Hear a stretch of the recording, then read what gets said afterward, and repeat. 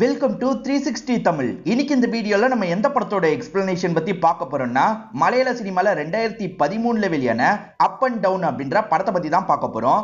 இது ஒரு சூப்பரான சஸ்பென்ஸ் த்ரில்லர் படம்னு சொல்லலாம். ஸ்டார்டிங்ல இருந்து எண்டிங் வரைக்கும் சூப்பரா கொண்டு போயிருப்பாங்க. கண்டிப்பா உங்க எல்லாருக்குமே பிடிக்கும்னு நம்புறேன். நமக்கு இன்னொன்று சேனல் இருக்கிறது உங்கள நிறைய பேருக்கு தெரிஞ்சிருக்கும். என்னன்னு தெரியல, அந்த சேனல் ரீசெண்ட் டைமா ரொம்ப வியூஸ் கம்மியா தான் போயிட்டு இருக்கு. அந்த சேனலை இன்னும் சப்ஸ்கிரைப் பண்ணாதவங்களுக்கு லிங்க் கொடுக்குறேன். அந்த சேனலையும் சப்ஸ்கிரைப் பண்ணி சப்போர்ட் பண்ணுங்க. முதல்ல இந்த படத்தோட பிளாட்டை பத்தி சொல்றேன். லிஃப்ட்ல நிறைய பேர் மாட்டிக்கிறாங்க. ஒரு கமிஷனரும் அந்த லிஃப்ட்ல இருக்காரு. அந்த லிஃப்ட்டுக்கு மேல ஒரு டெட் பாடி வந்து விழுது. கமிஷனர் இந்த கொலையை யாரு பண்ணா அப்படின்ற மாதிரி விசாரணை பண்றாரு. குற்றவாளியை கண்டுபிடிச்சாரா இல்லையான்னு சொல்ற படம் தான் இந்த படம். கண்டிப்பா பிடிக்கும் நம்புறேன். வீடியோக்குள்ள போறதுக்கு முன்னாடி ஒரு லைக் போடுங்க. மேற்கொண்டு டைம் வேஸ்ட் பண்ணாம நம்ம நேரடியா எக்ஸ்பிளனேஷனுக்குள்ள போயிடலாம். படத்தோட ஸ்டார்டிங் சீனே கார்ல ஒரு லேடி வந்துட்டு இருக்கிறத காட்டுறாங்க. இவங்க பேரு தீபா அப்படின்றது. இவங்களை பொறுத்த வரைக்கும் ஒரு பையன் இருக்கான். இவங்க போன்ல தான் அவன் கேம் விளையாடிட்டு இருக்கான். எப்ப பாரு கேம் விளையாடிட்டு இருப்பியா, அம்மா கிட்ட போனை தா அப்படின்ற மாதிரி இவங்களுமே கையில இருந்து போனை வாங்கிடுறாங்க. இவங்க இப்ப பையனை ஒரு அபார்ட்மெண்ட்டுக்கு தான் கூட்டு வந்துட்டு இருக்கிறது நமக்கு தெரிய வருது. இப்ப அபார்ட்மெண்ட்டுக்குள்ள நுழையிறாங்க. இந்த அபார்ட்மெண்ட்ல லிஃப்ட் ஆபரேட்டரா ஒருத்தர் இருப்பாரு. இவர் பேரு தம்புரான் அப்படின்றது. இதுக்கு முன்னாடி ஆர்மியில வேலை பார்த்தாரு போல. அங்க கால் போயிருது. இப்ப கட்டக்கால் தான் யூஸ் பண்றாரு. இப்ப வந்த தீபா இருக்காங்கல்ல, தம்புரான் கிட்ட ஃப்ரெண்டு மாதிரிலாம் பேசிட்டு இருக்காங்க. அடிக்கடி இந்த அபார்ட்மெண்ட்ல யாரையாவது பாக்குறதுக்காக வருவாங்க போல. எக்ஸாக்டா யாரை பாக்குறதுக்காக வராங்க, எதுக்கு வராங்கன்றதுலாம் இவருக்கு பெருசா தெரியாது. ஆனா இவங்க விலை மாதுன்றது மட்டும் இவருக்கு ஓரளவுக்கு புரியுது. என்ன இன்னைக்கு பையனை கூட்டு வந்திருக்கன்ற மாதிரி கேக்குறாரு. எனக்கு வேலை இருக்கு, பையனை யார்கிட்டயும் விட முடியல, நீங்க கொஞ்ச நேரம் பையனை பாத்துக்கிறீங்களா அப்படின்ற மாதிரி கேக்குறாங்க. சரி பாத்துக்கிறேன் அப்படின்ற மாதிரி இவரும் ஏத்துக்கிறாரு. இப்ப இவங்களுமே கிளம்பலான்ற மாதிரி லிஃப்ட்ல டிராவல் பண்ண ஆரம்பிக்கிறாங்க. நீங்க கொஞ்சம் திரும்பிக்கிறீங்களா, நான் சாரியை கொஞ்சம் அட்ஜஸ்ட் பண்ணும் அப்படின்ற மாதிரி சொல்றாங்க. சரின்ற மாதிரி இவருமே ஏத்துக்கிறாரு. இப்ப வேற பக்கம் இவர் திரும்பிக்கிறாரு. அவங்களுமே சாரி எல்லாம் அட்ஜஸ்ட் பண்றாங்க. இப்ப மேக்கப் பண்றதுக்காக பேக்ல இருந்து கிட் எடுக்கலாம்னு நினைக்கிறாங்க. அப்பன்னு பார்த்து இவங்க பேக்ல இருந்து ஒரு கத்தி கீழே விழுது. இந்த விஷயத்தை தம்புரான் பாத்துறாரு. இப்ப கீழே குனிஞ்சு அந்த கத்தி எடுக்கிறாரு. என்ன கத்தியெல்லாம் கொண்டு வந்திருக்கீங்க, யாரையாவது கொலை பண்றதுக்காக வந்திருக்கீங்களா அப்படின்ற மாதிரி கொஞ்சம் கிண்டலா கேட்கிறாரு. அதுக்கு இவங்க இருக்காங்கல்ல, என் சேஃப்டிக்காக எப்பவுமே கத்திய வச்சிருப்பன்ற மாதிரி சொல்றாங்க. உங்க கண்ணுக்குள்ள ஏதோ ஒரு புதிர் இருக்கிற மாதிரி எனக்கு தோணுது அப்படின்ற மாதிரி இவர் சொல்றாரு. என் கண்ணுக்குள்ள புதிர்லாம் இல்ல, ஒரு தீ தான் இருக்குன்ற மாதிரி இவங்க சொல்றாங்க. என்ன இவங்க இப்படிலாம் பேசுறாங்கன்ற மாதிரி இவரும் யோசிக்கிறாரு. இப்ப அவங்க இறங்க வேண்டிய ஃப்ளோர் வந்துருது போல. இப்ப வெளியே வந்தவங்க இருக்காங்கல்ல, என் பையனை நல்லபடியா பாத்துக்கோங்கன்ற மாதிரிலாம் சொல்றாங்க. அவரும் சரின்ற மாதிரி ஏத்துக்கிறாரு. அம்மா கிட்ட போனை தாப்பான்ற மாதிரி வாங்கிட்டு இங்க இருந்து கிளம்பிடுறாங்க. இவருமே கொஞ்ச நேரம் இந்த பையனை பாத்துக்கலான்ற மாதிரி பாத்துக்க ஆரம்பிக்கிறாரு. இந்த பையனுமே காலில் இருக்க காயத்தை பாக்குறான். எப்படி ஏற்பட்டது அப்படின்ற மாதிரிலாம் கேட்டுட்டு இருக்கான். இவருமே நடந்த விஷயத்தை பத்தி எல்லாம் லைட்டா இவங்கிட்ட சொல்றாரு. இந்த பையனுக்கு கொஞ்சம் விளையாட்டெல்லாம் காமிச்சிட்டு இருக்காரு. ஏறக்குறைய இப்ப விடியவே செஞ்சிருது. இன்னும் அவங்க வராம இருக்காங்க. என்ன இன்னும் வராம இருக்காங்கன்ற மாதிரி இவரும் யோசிக்கிறாரு. இந்த பையன் வேற அம்மா எங்கன்ற மாதிரி கேட்கிறான். அம்மா வந்துருவாங்கப்பா, அங்க பசங்களாம் இருக்காங்கல்ல, போய் விளையாடுன்ற மாதிரி அனுப்பி வச்சிடுறாரு. இப்ப லிஃப்ட் வேற ப்ராப்ளம் வந்துருது போல. இவருமே கால் பண்ணி ஆளுங்க கிட்ட தகவலை கொடுத்துடுறாரு. இப்ப சரி பண்ற நபர் இந்த இடத்துக்கு வந்துடுறாரு. செம்ம போதையில இருக்காரு. இன்னைக்கு மாடியில ஒரு ஃபங்க்ஷன் இருக்கு, சீக்கிரமா ரெடி பண்ணுங்கன்ற மாதிரி தான் இவரை கூட்டு வந்திருக்காங்க. இவருமே வேலையெல்லாம் ஆரம்பிக்கிறாரு. அப்பதான் மித்ரான்னு ஒரு பொண்ணு இந்த இடத்துக்கு வந்திருக்காங்க. நடக்க போற ஃபங்க்ஷனை கோஆர்டினேட் பண்றதே இவங்க தான் போல. இந்த லிஃப்ட் வேற எப்ப பாரு பிரச்சனை குத்துக்கிட்டே இருக்கு, சீக்கிரமா ரெடி பண்ணுங்கன்ற மாதிரிலாம் தம்புரான் கிட்டயும் ரிப்பேர் பண்றவர்கிட்டயும் சொல்லிட்டு இந்த இடத்தை விட்டு கிளம்புறாங்க. இப்ப ரிப்பேர் பண்றவரை இந்த இடத்துல வேலையெல்லாம் ஆரம்பிக்கிறாரு. மாடியில ஒரு ஃபங்க்ஷன் நடக்க போறதா சொன்னாங்க பாத்தீங்களா, அதுல டிராமாலாம் நடக்க போது போல. அதனால நிறைய பேர் வேஷம்லாம் போட்டுட்டு இருக்காங்க. ஒருத்தர் காந்தி வேஷத்துல இருக்காரு, இன்னொருத்தர் கோட்ஸே வேஷத்துல இருக்காரு, இன்னொருத்தர் ஜின்னா வேஷத்துல இருக்காரு. இவங்க எல்லாருமே மாத்தி மாத்தி டைலாக் எல்லாம் பேசி பிராக்டிஸ் எடுத்துட்டு இருக்காங்க. இவங்களுக்கு டைலாக் எல்லாம் ஒரு ரைட்டர் தான் எழுதி தந்திருப்பாரு. இந்த அபார்ட்மெண்டோட ஓனர் பேரு கிறிஸ்டி அப்படின்றது. அந்த ரைட்டர் இருக்கார்ல, கிறிஸ்டியோட வாழ்க்கையை ஒரு வரலாறா எழுதியிருப்பாரு. அந்த புக்கையும் இந்த ஃபங்க்ஷன்ல வச்சு தான் ரிலீஸ் பண்ண போறாங்க. இன்னும் ரைட்டர் வரலையே, எப்போ ஒருவர்னு பேசிட்டு இருக்காங்க. இந்த சின்ன பையன் அம்மா எங்கன்ற மாதிரி ஒவ்வொரு இடமா தேடிட்டு இருக்கான். இந்த விஷயத்தெல்லாம் தள்ளி இருந்து தம்புரானா கவனிச்சிட்டு இருக்காரு. இப்ப ரெடி பண்ணிட்டு இருக்க நபர் இருக்கார்ல, யாரோ கதவை திறந்து வச்சிருக்காங்க போல. நீ கதவு எல்லா இடத்துலயும் லாக் ஆயிருக்கான்னு செக் பண்ணு அப்படின்ற மாதிரி சொல்லிட்டாரு. சரின்ற மாதிரி இவருமே ஏத்துக்கிறாரு. தம்பி நீயும் என் கூட வா, அம்மா எங்கன்னு பாப்போன்ற மாதிரி இந்த பையனையும் கூப்பிட்டுக்கிறாரு. இப்ப ரெண்டு பேருமே ஒவ்வொரு ஃப்ளோரா செக் பண்றதுக்காக போறாங்க. ஒரு ரைட்டரை பத்தி சொன்ன பாத்தீங்களா, இவர் தான் அந்த ரைட்டரா இருப்பாரு.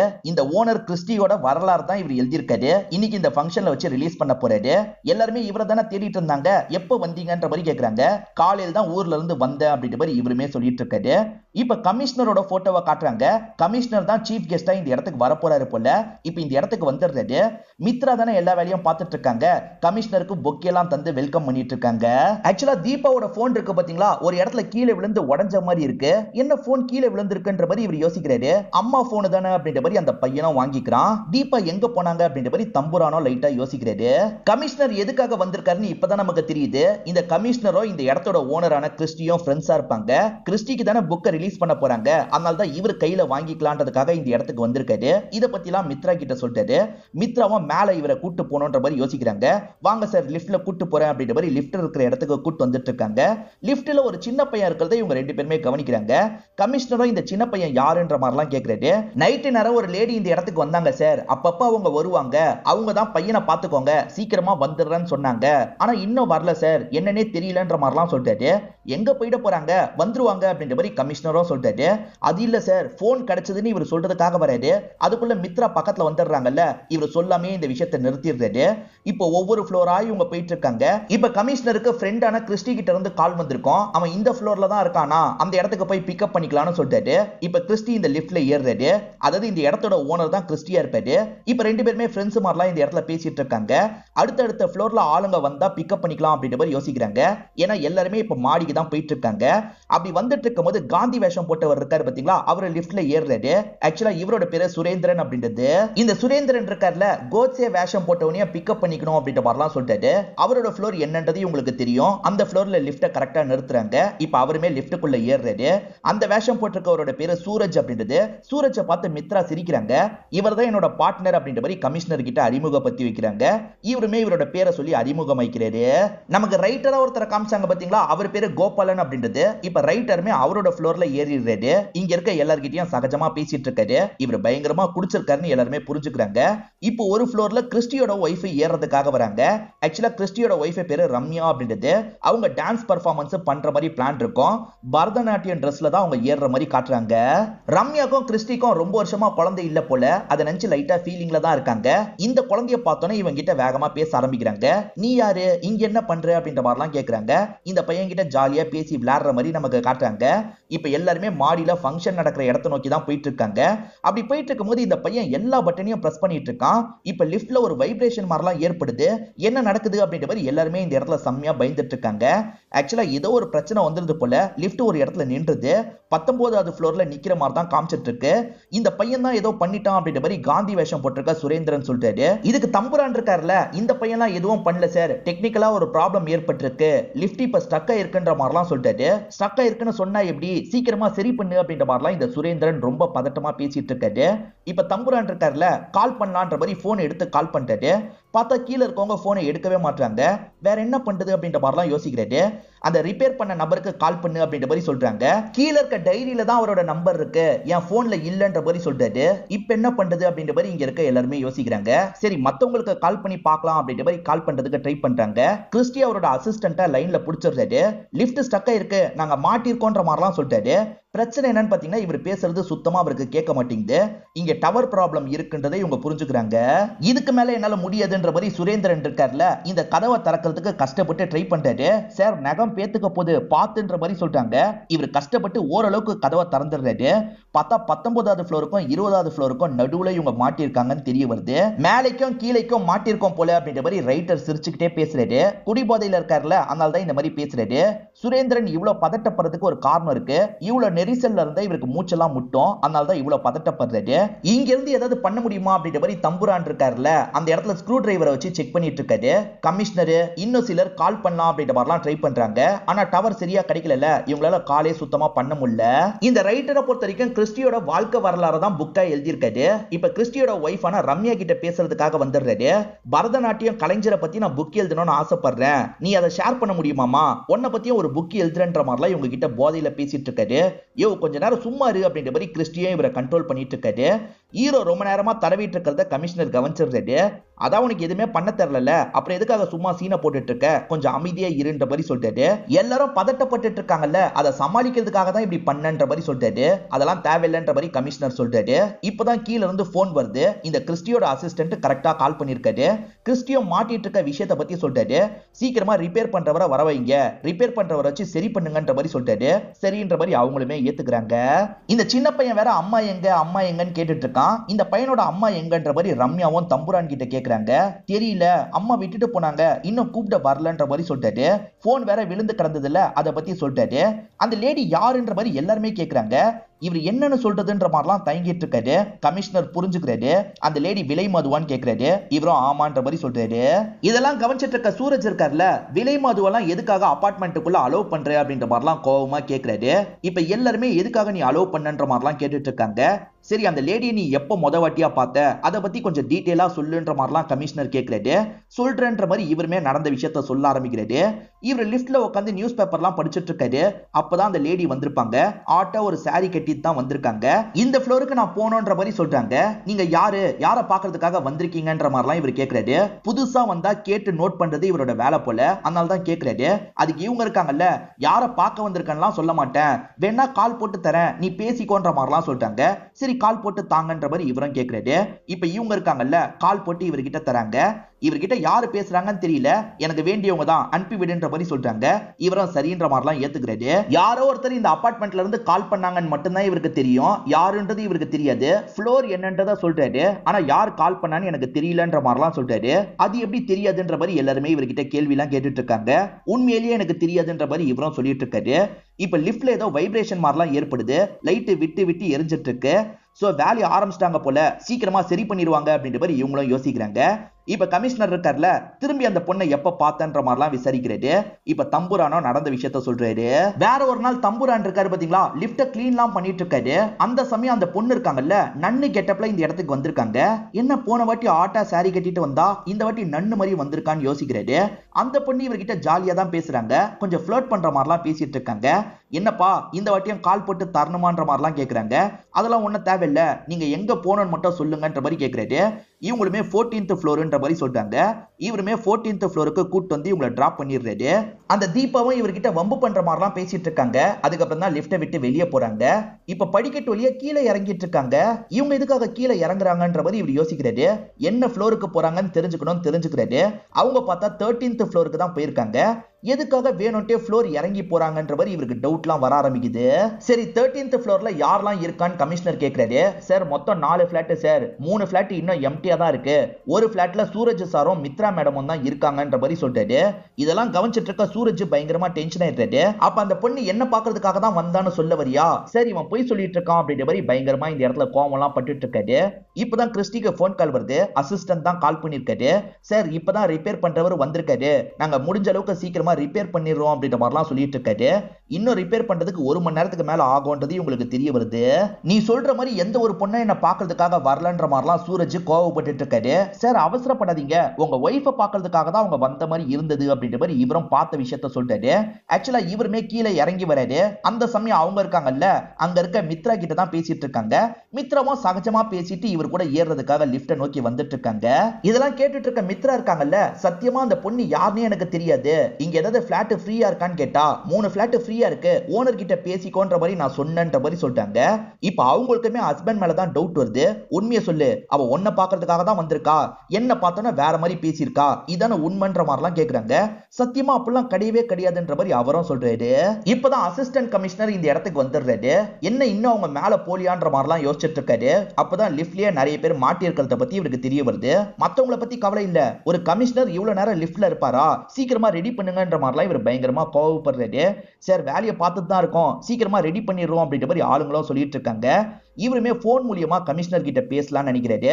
இப்ப கால் பண்ணி கமிஷனர் கிட்ட பேசுறாரு. சார் ஃபயர் இன்ஜினுக்கு தகவலை கொடுக்கவான்ற மாதிரிலாம் கேட்கிறாரு. அதெல்லாம் வேணான்ற மாதிரி கமிஷனர் சொல்றாரு. ஏன்னா கமிஷனரே லிஃப்ட்ல மாட்டிக்கிட்டாருன்னு சொன்னா எல்லாருமே கொஞ்சம் கிண்டல் பண்ற மாதிரி பாப்பாங்கல்ல, அதனால தான் வேணான்னு சொல்றாரு. இப்ப பொறுமையா இவர்கிட்ட பேச ஆரம்பிக்கிறாரு. ரைட்டர் உனக்கு தெரியும்ல, அந்த ரைட்டர் காலையில் தான் வந்ததா சொல்றாரு. ஆனா நைட் நேரம் ரைட்டர் எங்க இருக்காருன்றது அப்படின்றத நான் தெரிஞ்சுக்கணும், கொஞ்சம் விசாரிச்சு பாருன்ற மாதிரி சொல்றாரு. சரி சார், சீக்கிரமா விசாரிச்சு சொல்றேன்ற மாதிரி அவரும் ஏத்துக்கிறாரு. இந்த மாதிரி கமிஷனர் பேசினது ரைட்டரோட காதுலயும் கேட்டது போல, சார் என்ன பத்தியா பேசுனீங்கன்னு கேக்குறாரு. இல்லன்ற மாதிரி கமிஷனர் சமாளிக்கிறாரு. இப்ப இந்த அசிஸ்டன்ட் இருக்கார்ல, அந்த ரைட்டரை பத்தி ஃபுல் டீடைல விசாரிக்கணும்னு நினைக்கிறாரு. இப்ப வேற சில ஆபீசர்ஸ்க்கு கால் பண்றாரு. அந்த ரைட்டர் எங்க இருந்தாருன்னு விசாரிங்க, எப்ப இந்த ஊருக்கு வந்தாருன்னு தெரிஞ்சுக்கணும் அப்படின்ற மாதிரிலாம் சொல்லிட்டாரு. கொஞ்ச நேரத்துல தகவல்லாம் சேகரிச்சிடறாரு போல. இப்ப திரும்பி லிஃப்ட்ல இருக்க கமிஷனருக்கு கால் பண்ணி விஷயத்த சொல்லிடுறாரு. இப்ப விஷயம் தெரிஞ்சோன்னா கமிஷனர் இருக்கார்ல, இந்த ரைட்டரை லாக் பண்ண மாதிரி பேச ஆரம்பிக்கிறாரு. நீங்க காலையில் தான் வந்ததா எல்லார்கிட்டயும் சொல்லியிருக்கீங்க, ஆனா நேத்து நைட்டே நீங்க ஊருக்கு வந்து சேர்ந்துட்டீங்க, நைட்டு முழுக்க எங்க போனீங்க, அப்ப நீங்க தான் அந்த பொண்ணை ஏதாவது பண்ணீங்களான்ற மாதிரிலாம் கேட்கறாரு. நாளா எதுவுமே பண்ணலன்ற மாதிரி இவர் சொல்றாரு.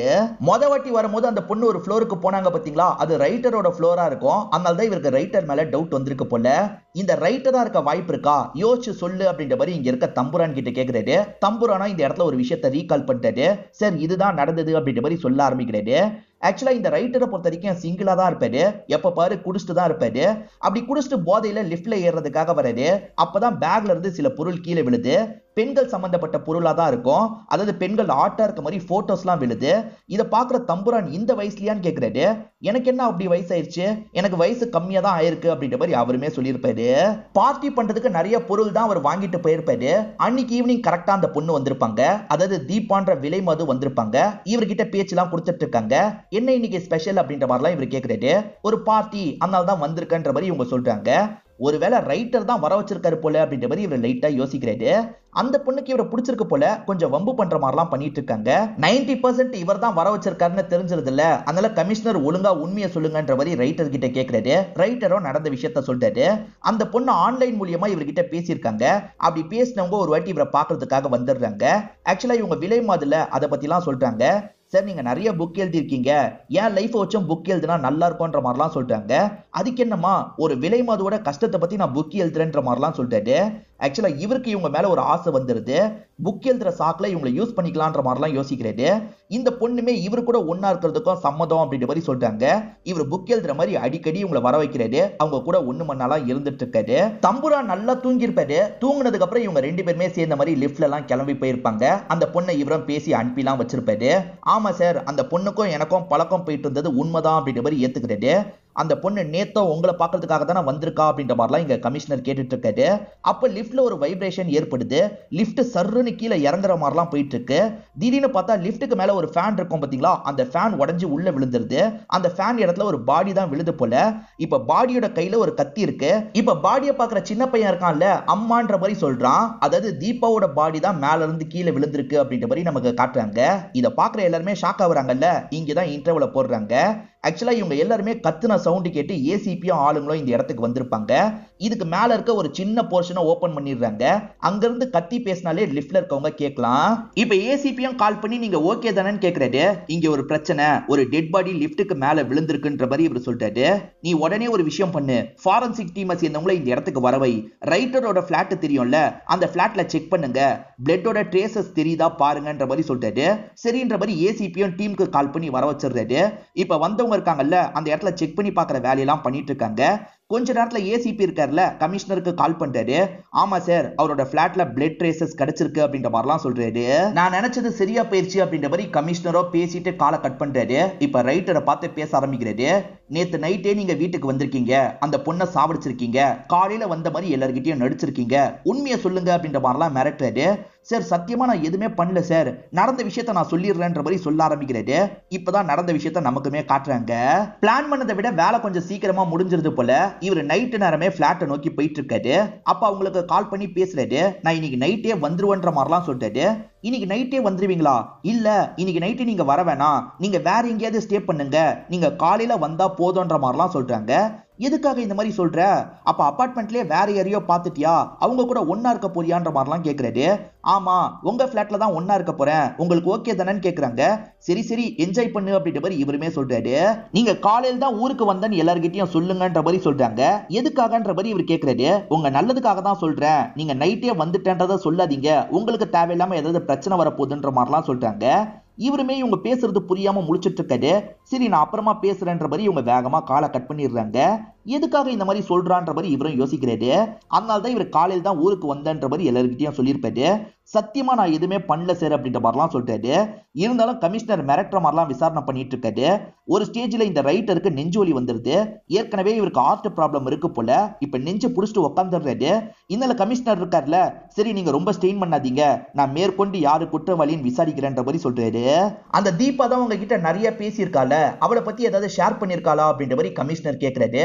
சார் என்கிட்ட ஷேர் பண்ணிருக்கா சார், அவ சம்பந்தப்பட்ட ஒரு டைரியை கூட என்கிட்ட தந்திருக்கா, இந்தாங்க இந்த டைரியை வேணா படிங்கன்ற மாதிரி டைரி எடுத்து தராரு. இந்த டைரியை கமிஷனரும் படிக்கிறாரு. அப்பதான் அவங்க லைஃப்ல நடந்த விஷயத்தை காட்டுறாங்க. தீபாவோட ஹஸ்பண்ட பொறுத்த வரைக்கும் பிசினஸ் மேனா இருப்பாரு. சந்தோஷமா தான் இவங்களோட வாழ்க்கை போயிட்டு இருந்திருக்கும். ஆனா ஹஸ்பண்டுக்கு பிசினஸ்ல ஏதோ ப்ராப்ளம் போல, ஏகப்பட்ட பண கஷ்டத்துல இவர் மாட்டிட்டு இருக்காரு. இப்ப போன்ல எல்லாம் யாருக்கிட்டயோ பதட்டமா இவர் பேசிட்டு இருக்காரு. பேசி முடிச்சவர் ப்ராப்ளத்தை சரி பண்ண முடியாதுன்னு புரிஞ்சுக்கிறாரு. நம்ம ரெண்டு பேருமே இறந்து போயிடலாமான்னு கேட்கிறாரு. எனக்கு இறந்து போறதுல பிரச்சனை இல்ல, நமக்குன்னு ஒரு பையன் இருக்கான், அவனை எப்படி விட்டு போறது அப்படின்ற மாதிரிலாம் கேட்கறாங்க. எனக்குமே பையனோட நிலைமையை யோசிச்சு பார்க்கும் போது தான் ரொம்ப கஷ்டமா இருக்கு. இந்த ப்ராப்ளத்தை நான் எப்படி சால்வ் பண்ண போறேனே எனக்கு தெரியலன்ற மாதிரி ஹஸ்பண்ட் சொல்லிட்டாரு. இப்ப ஹஸ்பண்ட் ஒரு இடத்துல காரை நிறுத்தி வண்டியை விட்டு இறங்கன்ற மாதிரி சொல்லிட்டாரு. ஹஸ்பண்ட் மட்டும் தனியா ஏதாவது பண்ணிடுவாரான்ற மாதிரி இவங்க யோசிக்கிறாங்க. இல்ல இல்ல, நான் காசு விஷயமா பேசுறதுக்காக தான் போறேன், வந்துடுறேன்ற மாதிரி கிளம்புறாரு. அப்படி போனவர் திரும்பி வந்திருக்கவே மாட்டாரு.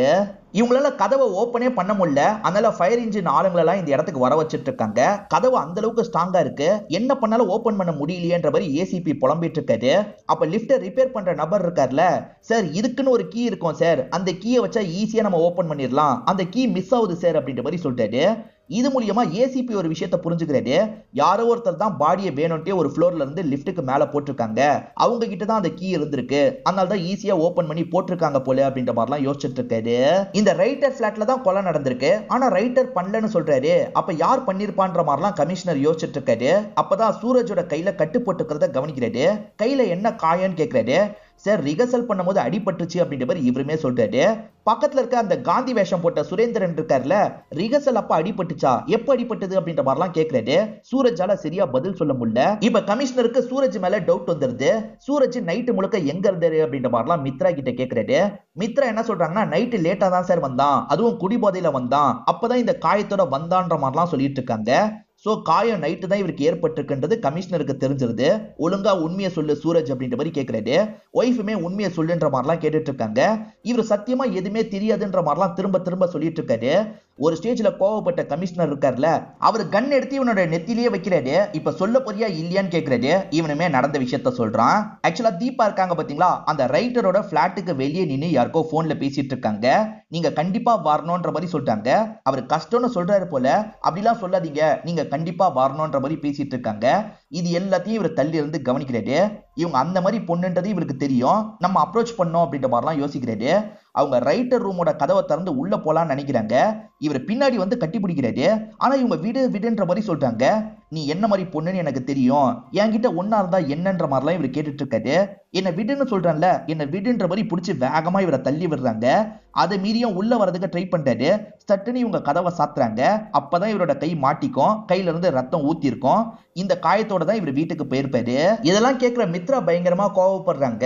அப்ப ஹஸ்பண்டுக்கு அந்த பொண்ணு மேல ஒரு கண் இருக்கு, ஏன் ஹஸ்பண்டே இந்த கொலையை பண்ணிருக்க கூடாதுன்ற மாதிரி தான் இப்பயும் யோசிச்சுட்டு இருக்காங்க. இப்ப ஏசிபி கிட்ட இருந்து கால் வருது. ஏசிபி இருக்கார்ல, சார் ஃபயர் இன்ஜின் ஆளுங்களாம் வந்துட்டாங்க, இன்னும் ஒரு 10 நிமிஷத்துல உள்ள வந்துருவோம், ஒவ்வொருத்தரா காப்பாத்திருவோன்ற மாதிரி சொல்றாங்க.